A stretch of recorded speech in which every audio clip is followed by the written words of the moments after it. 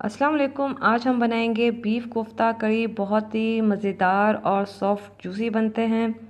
इसके अलावा मेरी वो बहनें जिनको ये शिकायत रहती है कि उनके कोफ्ते या तो टूट जाते हैं या फिर सख्त बनते हैं, जिसकी वजह से वो कोफ्ते बनाते हुए थोड़ा सा घबराती हैं, तो कोई बात नहीं, परेशान होने की ज़रूरत नहीं है। ये मेथड जो मैं आपको दे रही हूँ इसको आप फॉलो करें। मेरी वीडियो को एंड तक देखें, इंशाल्लाह आपकी ये शिकायत दूर हो जाएगी। आपके कोफ्ते सॉफ्ट भी बनेंगे, जूसी बनेंगे और टूटेंगे भी नहीं। तो चलिए स्टार्ट करती हूँ। बिस्मिल्लाहिर्रहमानिर्रहीम। कोफ्तों के लिए हमें क्या चीज़ें चाहिए?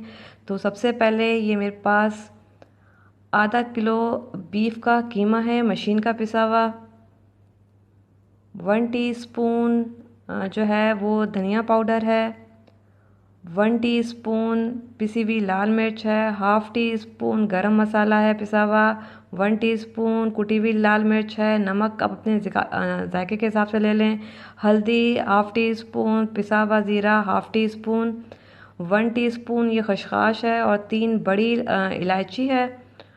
और इसके अलावा ये 1 टेबल स्पून जो है भुने हुए चने हैं। इन तीनों चीज़ों का मैं पेस्ट बना लूँगी। 2 टेबल स्पून जो है वो दही है, इससे कोफ्ते बहुत सॉफ्ट बनेंगे। लहसुन अदरक का पेस्ट 1 टीस्पून है। इसके अलावा मेरे पास ये हरा मसाला है, जिसमें आधी कटी पुदीना है, आधी कटी धनिए की है और 4 हरी मिर्चें हैं।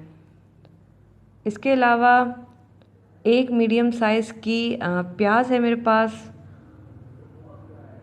और 2 अदद जो है ब्रेड के स्लाइस हैं। इससे बहुत अच्छी बाइंडिंग होगी हमारे कोफ्तों की। और ये टीस्पून है, इसकी मैं मेजरमेंट करती हूँ, जो मैं अब आपको बताती हूँ कि 1 टीस्पून धनिया या 1 टीस्पून जो है रेड चिली पाउडर, तो मैं इसकी मेजरमेंट लेती हूँ। तो ये जो हरा मसाला है, इससे कोफ्तों में बहुत अच्छा टेस्ट आता है, बहुत अच्छा फ्लेवर आता है। जब आप कोफ्ते का बाइट लेते हैं तो हरा मसाला बहुत ज़बरदस्त काम करता है कोफ्तों में। तो इन सारी चीज़ों को जो है वो मैं चॉपर में पीस लूँगी और हम कोफ्ते रेडी कर लेंगे। इसके अलावा जो करी के लिए हमें चीज़ें चाहिए हैं,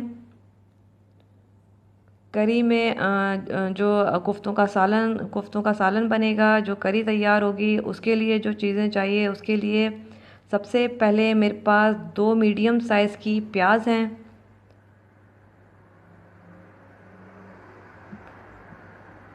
1/2 कप दही है। एक बड़ी साइज़ का टमाटर ले लिया है मैंने, दही डाल रही हूँ इसलिए एक टमाटर लिया है। धनिया है और हरी मिर्चें हैं, ये मैं आखिर में लास्ट में गार्निशिंग में डालूँगी। 1 टीस्पून लहसुन अदरक का पाउडर है। होममेड मेरा गरम मसाला है, इसकी रेसिपी मैं दे चुकी हूँ। और ये जो है वो साबित गरम मसाला है। इसमें सिंपल एक तेज़पात ले लिया था जिसको मैंने तोड़ लिया है। एक बड़ी इलायची है। 1 टीस्पून साबित सफ़ेद ज़ीरा है। 3 अदद लौंगे ले ली थी और 4 जो है साबित काली मिर्चें हैं, सिंपल। और ये कुटी हुई लाल मिर्च 1 टीस्पून है। ज़ीरा पाउडर 1 टीस्पून है। धनिया पाउडर 2 टीस्पून है। पिसी हुई लाल मिर्च 1 टीस्पून है। हल्दी 1 टीस्पून है। नमक आप अपने जायके के हिसाब से ले सकते हैं। ये सारी चीज़ें करी में जाएंगी जो हम सालन रेडी करेंगे कोफ्तों के लिए।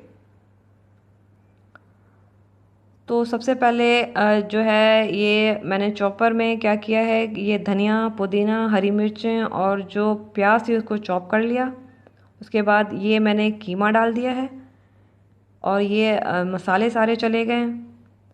लहसुन अदरक दही और जो डबरूटी के स्लाइस हैं, ये सारी चीज़ें डाल के मैं इनको चॉप कर लूँगी। बहुत अच्छा सा फाइन जो है वो कीमा तैयार होना चाहिए, बहुत बारीक सा कोफ्तों के लिए। बस आप इसको चॉप करें। ये देखें, चॉपर में मैं डाल के मैंने इसको बहुत अच्छा सा चॉप कर लिया है। ये मसाला जो खसखस और बड़ी इलायची और भुने हुए चनों का पाउडर बनाया था वो ऐड कर लिया है और एक दफ़ा फिर मैं इसको चला लूँगी चॉपर में। ये कोफ्ते देखें मैं बना रही हूँ, मैं आपको बता भी देती हूँ। सिंपल हाथ गीला करें ऑयल या पानी से और थोड़ा सा कीमा लें और सिंपल ये जैसे आप पेड़ा बनाते हैं रोटी के लिए, आपने इसको ऐसे ही हथेली पे राउंड राउंड जो है वो घुमाना है। कुछ नहीं करना, कोई मुश्किल तरीका नहीं है। ये जैसे आप पेड़ा बनाते हैं, रोटी तो आपको बनाना आती होगी सेम, बस वैसे ही करना है रोटी की तरह। इसको राउंड राउंड जो है वो हथेली पे घुमाना है।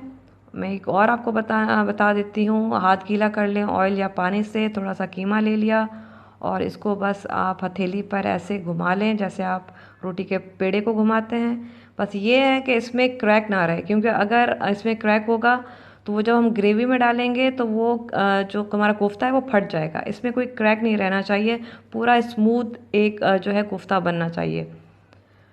अब हम आ जाते हैं ग्रेवी पर। ये मैं ऑयल डालूंगी, सबसे पहले ऑयल डाल दिया। इसमें मैं जो है वो प्याज डाल दूंगी। प्याज को बस मैं इतना पकाऊंगी कि जो प्याज है वो ट्रांसपेरेंट हो जाए। मैं इसको ब्राउन नहीं करूंगी, बस चूल्हा तेज़ करूंगी, इसको थोड़ा सा मिक्स करूंगी और प्याज को ट्रांसपेरेंट कर लूँगी। बस ये प्याज सॉफ्ट हो जाए हमारे। ये देखिए प्याज सॉफ्ट हो चुके हैं। इसको मैंने ब्राउन नहीं करना, बस इसको मैं निकाल लूँगी ब्लेंडर में। ये देखें, बस इसको मैं ब्लेंडर में निकाल लूँगी और जो है इसका जो है मैं पेस्ट बना लूँगी।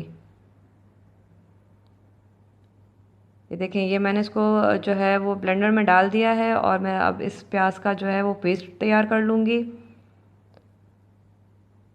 उसके अलावा मैं जो है इसमें ये साबित गरम मसाला ऐड करूँगी।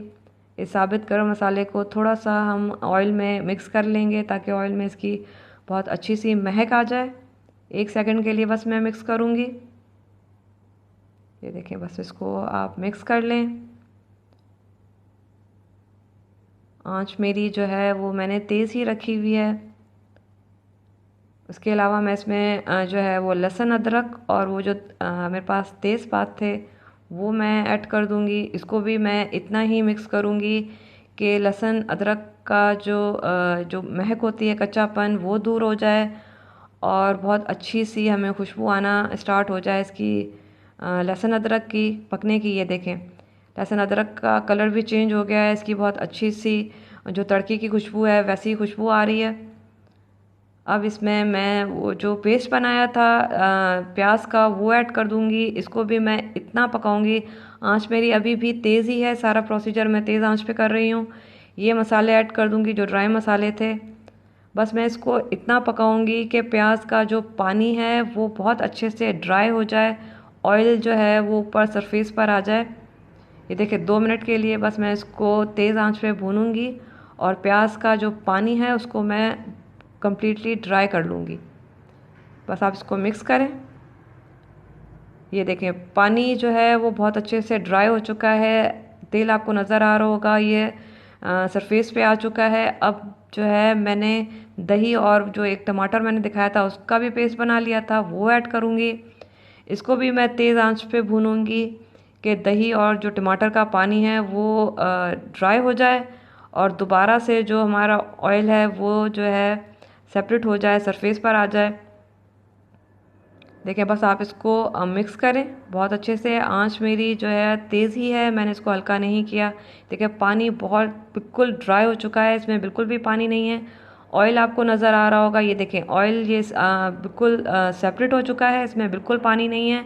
पानी नहीं होना चाहिए वरना आपके कोफ्ते टूट जाएंगे। इस स्टेज पे पानी नहीं होना चाहिए। देखें, अब मैं ये कोफ्ते डाल रही हूँ क्योंकि कोफ्तों ने अपना पानी छोड़ना है। अगर आपका फ्रीज़र का कीमा है तो कोफ्ते पानी छोड़ेंगे और ये अगर इसमें पानी होगा तो फिर इसमें जो है वो क्रैक्स आ जाएंगे। तो मसाले में पानी नहीं होना चाहिए। कोफ्ते मैंने ऐड कर दिए हैं, ये देखें सारे कोफ्ते मैंने इसमें ऐड कर दिए हैं। ये थोड़ा बहुत जो पानी है ये कोफ्तों का अपना है, मैंने कोई पानी इसमें ऐड नहीं किया। चम्मच नहीं लगाना, ये मैंने फिर भी चम्मच डाल दिया है, प्लीज़ आप ये मत कीजिएगा। आपने इसमें बिल्कुल चम्मच नहीं चलाना, इसको कवर नहीं करना, इसमें पानी नहीं डालना।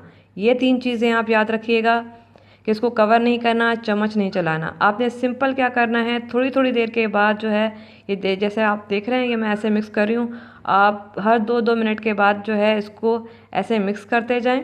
बस आप चम्मच ना चलाएं और इसको कवर ना करें। ये देखिए पानी मेरा ड्राई हो रहा है, मैं बस यही करती जा रही हूँ। थोड़ी थोड़ी देर के बाद इसको ऐसे ही मैंने मिक्स किया है।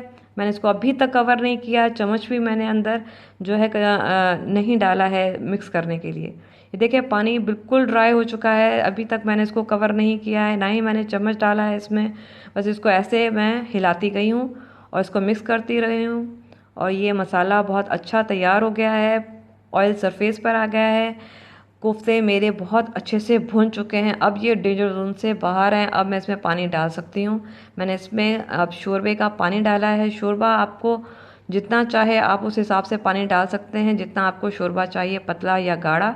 मैंने 1.5 गिलास पानी का डाला है। आपको जितना शोरबा चाहिए आप उस हिसाब से रखें। अब इसमें बबल्स बन रहे हैं।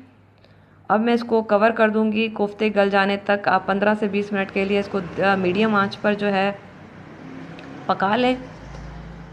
ये देखें, मैंने इसको 10 से 15 मिनट के लिए छोड़ दिया था। ये बहुत अच्छा सा जो है वो उसका शोरबा रेडी हो गया। ये ना बहुत ज़्यादा पतला है, ना ये बहुत गाढ़ा है। अब मैं इसमें देखें चम्मच चला रही हूँ। अब ये नहीं टूटेंगे, कुछ भी कर लें ये नहीं टूटेंगे, क्योंकि जो स्टार्टिंग के जो 15 मिनट होते हैं वो बहुत ज़्यादा मायने रखते हैं कोफ्तों के लिए। उसमें आपने गड़बड़ कर दी तो फिर गड़बड़ हो जाती है।